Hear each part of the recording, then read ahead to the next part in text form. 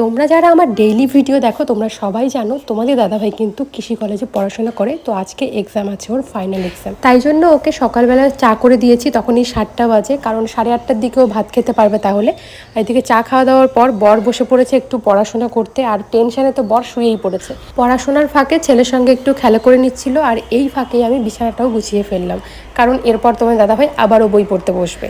তারপর আমি চলে আসলাম মাকে একটু সবজি কেটে রেডি করে দিতে, কিন্তু তোমাদের দাদাভাই বললো আমার স্নানের সময় হয়ে গেছে, তোমাকে আর সবজি কাটা বাছা করতে হবে না, ছেলেকে কোলে নাও, মা একাই রাখুক।